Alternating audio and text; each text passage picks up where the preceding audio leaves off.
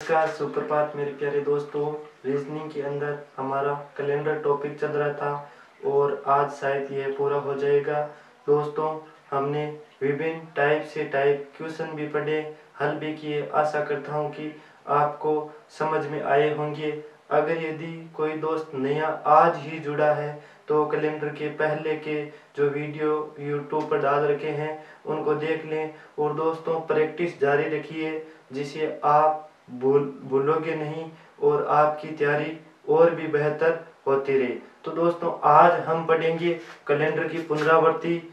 किसी महीने की सेम तारीख को कौन सा महीना सेम होता है वो पढ़ेंगे, और किसी महीने की 5 महीने में 5 दिन कौन सा होता है उसके बारे में अध्ययन करेंगे। ऐसे करते हमारा ये कैलेंडर टॉपिक है वो पूरा हो जाएगा। पहले हम बात करेंगे कैलेंडर की पुनरावृत्ति। कैलेंडर की पुनरावृत्ति ज्ञात करने के लिए, जैसे मैं कहूँ कि मैंने वर्ष 1997 में, मैंने वर्ष 1997 में कैलेंडर का प्रयोग किया, तो पुनः कैलेंडर का उपयोग कब कर पाऊंगा? तो कुछ नहीं करना, आप 4 से विभाजित कर दो। 4 से विभाजित करने के बाद अगर यदि आपके एक शेष बचता है तो आप उस दिए गए वर्ष में 6 ऐड कर दो। अगर यदि आपके 2 या 3 शेष बचता है तो आप 11 ऐड कर दो। और आपके 0 शेष बचता है या फिर 4 शेष बचता है, 4 तो शेष बचेगा ही नहीं, जब आप 4 का भाग दोगे तो 0 या 4 शेष बचने पर 28 ऐड करते हैं। तो 1997 है, 4 का भाग अंतिम 2 डिजिट में दे दो, 4 का भाग दोगे तो आपका एक शेष पल बचता है। और जब एक शेष पल बचता है तो 6 जोड़ दो, तो 1997 के अंदर आप 6 जोड़ दो, तो आप कैलेंडर का पुनः उपयोग कब कर पाओगे? 2003। अगर यदि यह पूछा जाए कि मैं चाहूं कि 2003 का कैलेंडर मैं पुनः कब उपयोग कर पाऊंगा, तो 2003 में भाग दे दो। तो 3 में अगर भाग दोगे तो आपके 3 शेष बच जाएगा। जब 2 और 3 शेष बचते हैं तो उसमें 11 ऐड कर दो, तो 2003 में 11 ऐड कर दो तो आपके आ जाएगा 2014। 2003 का कैलेंडर 2014 में पुनः प्रयोग कर पाएंगे। जैसे अभी 2020 चल रहा है तो 2020 का कैलेंडर पुनः कब उपयोग करेंगे? तो 4 का भाग 2020 में, तो शेष कितना बचेगा? 0। और 0 शेष बचते हैं तो आपको ऐड करना है 28। तो 20 में 28, 2020 में 28 ऐड कर दो तो 2048 में आप कैलेंडर का पुनः उपयोग कर पाओगे। इस तरह अगर यदि आपको कैलेंडर की पुनरावृत्ति दोहरानी है तो आप अंतिम 2 दिए गए वर्ष के अंतिम 2 अंकों में 4 से विभाजित करो। एक शेष पल बचता है तो 6 जोड़ दो, 2 या 3 शेष पल बचे तो 11 जोड़ दो, 0 या 4 शेष पल बचे तो 28 जोड़ दो। अब दोस्तों, हम बात करने वाले हैं सामान्य वर्ष के समान महीने में दिनों की संख्या। जैसे आपको प्रश्न दे दिया जाए कि सामान्य वर्ष के अप्रैल माह में, सामान्य वर्ष में अप्रैल माह की 4 तारीख को बुधवार है, तो उसी माह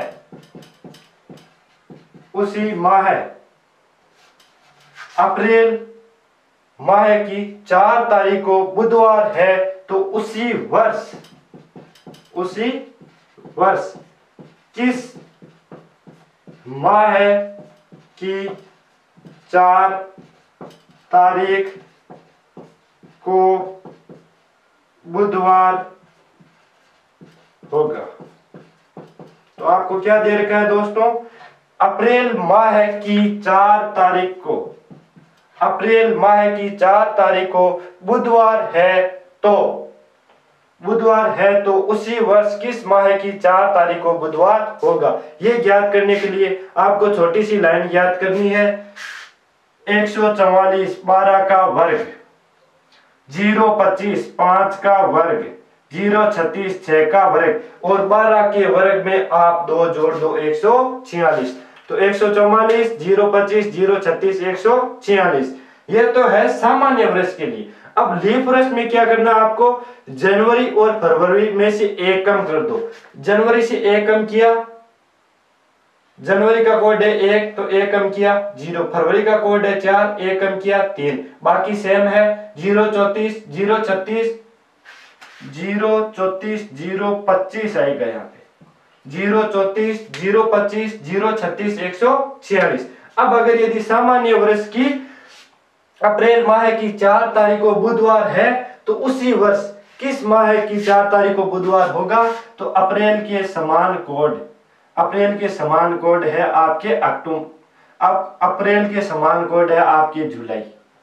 तो अगर यदि अप्रैल माह की 4 तारीख को बुधवार है तो उसी माह के जुलाई महीने की 4 तारीख को भी बुधवार होगा। अगर यदि मैं कहूं सामान्य माह की 1 जनवरी को सोमवार है तो किस माह, तो उसी वर्ष किस माह की 1 तारीख को सोमवार होगा, तो वो महीना कौन सा हो जाएगा, अक्टूबर। अगर फरवरी सामान्य वर्ष के फरवरी माह की 4 तारीख को गुरुवार है तो मार्च माह की 4 तारीख को भी गुरुवार होगा। इसी तरह से अगर यदि मैं कहूं कि लीप वर्ष के मार्च माह की 1 तारीख को बुधवार है तो उसी वर्ष किस माह की 1 तारीख को बुधवार होगा, तो लीप वर्ष है, लीप वर्ष की 1 तारीख को बुधवार, मार्च माह की 1 तारीख को बुधवार है तो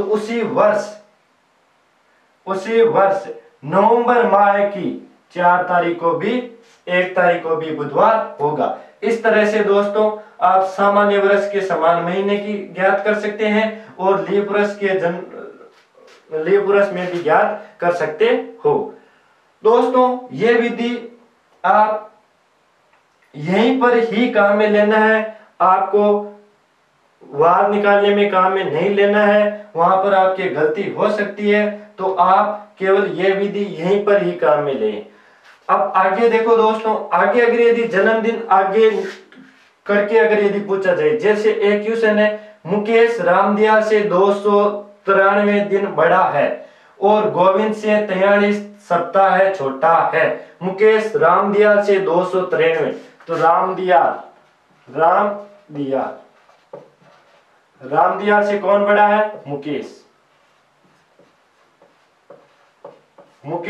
रामदयाल से 293 दिन, कितने दिन, 293 दिन बड़ा है और गोविंद से 43 सप्ताह है छोटा है किससे, गोविंद से, ये गोविंद से 43 सप्ताह है छोटा है। तो गोविंद का जन्म मंगलवार को हुआ, यदि गोविंद का जन्म मंगलवार को हुआ तो रामदयाल का जन्म किस वार को हुआ होगा, गोविंद का जन्म मंगलवार, तो गोविंद का जिस दिन जन्म हुआ उस दिन वार क्या था, मंगलवार। 43 सप्ताह है छोटा है, तो सप्ताह में भी वार समान होता है, तो मुकेश का भी जन्मदिन किस दिन हुआ होगा, मंगलवार। अगर यदि मुकेश का मंगलवार को हुआ है तो रामदयाल का जन्मदिन, रामदयाल मुकेश से छोटा है, मुकेश रामदयाल से 293 दिन बड़ा है, तो मुकेश रामदयाल से छोटा है, तो रामदयाल का जन्मदिन मुकेश के बाद हुआ है, तो आप 293 में 7 का भाग दे दो, 293 में 7 का भाग दोगे तो आपके 41 बार जाएगा पूरा और शेषफल बचेगा 6 शेषफल बचा है, तो आप मंगलवार में 6 जोड़ दो, मंगलवार में 6 जोड़ोगे तो आपके दिन आएगा सोमवार। दोबारा ध्यान देना दोस्तों, मुकेश रामदयाल से 293 दिन बड़ा है, मुकेश रामदयाल से 293 दिन बड़ा है, गोविंद से 43 सप्ताह छोटा है, गोविंद से 43 सप्ताह छोटा है, गोविंद का मंगलवार को हुआ है तो मुकेश का भी मंगलवार को होगा, और रामदयाल मुकेश से 293 दिन छोटा है, तो 293 में 7 का भाग दे दो, तो आपके वार आ जाएगा। आपके शेषफल बचेगा 6, 6 शेषफल बचेगा तो आपके वार, तो मुकेश के जन्मदिन वाले वार में 6 जोड़ दो तो आपके वार आ जाएगा सोमवार। अगर यदि आपको कहा जाए कि किस माह की, अगर यदि आपको कहा जाए 11 अप्रैल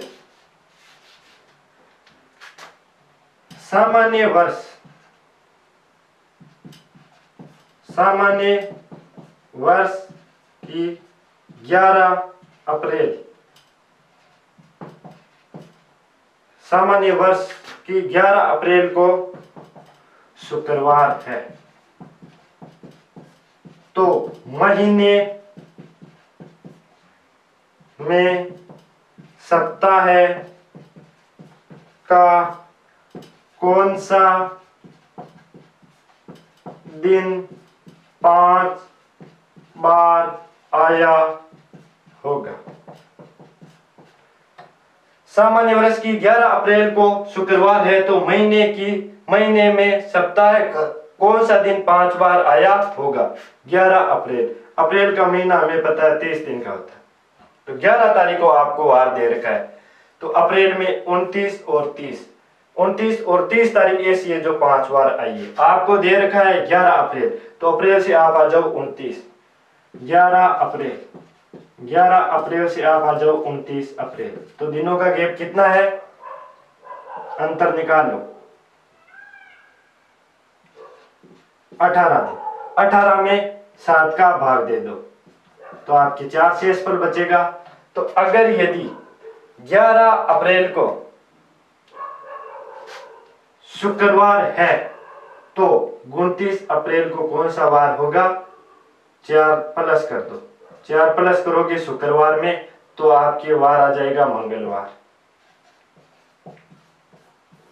तो 29 तारीख को मंगलवार है, तो उस महीने की 29 तारीख को मंगलवार, 29 तारीख को मंगलवार, 30 तारीख को बुधवार,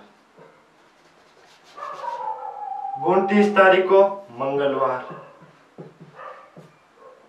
30 तारीख को बुधवार। तो मंगलवार और बुधवार ऐसे वार है जो सप्ताह में 5 बार आए हुए हैं। यहाँ पर 30 नहीं काम में, 31 काम में नहीं लेना है। अगर यदि अप्रैल का 31 उसी में काम लेना है जिस महीने में 31 दिन होते हैं। अप्रैल में 30 दिन होते हैं, तो 29 और 30।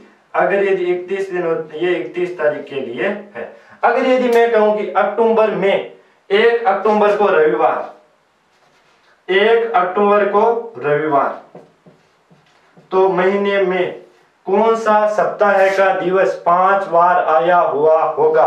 तो 1 अक्टूबर को रविवार है, तो 29 अक्टूबर को भी रविवार होगा, 29 अक्टूबर को भी रविवार होगा। और अक्टूबर वही महीने में 31 दिन होते हैं, तो रविवार के आगे सोमवार और मंगलवार।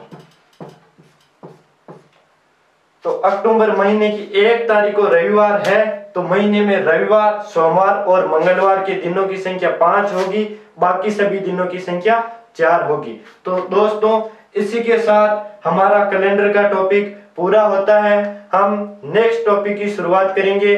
कमेंट बॉक्स में बताना आपको नेक्स्ट टॉपिक कौन सा पढ़ना है। दोस्तों, अगर यदि आपको हमारा ये सेशन पसंद आए तो लाइक कीजिए, शेयर कीजिए। धन्यवाद मित्रों। सुनो, सब्सक्राइब करते वक्त ना घंटी बजा देना।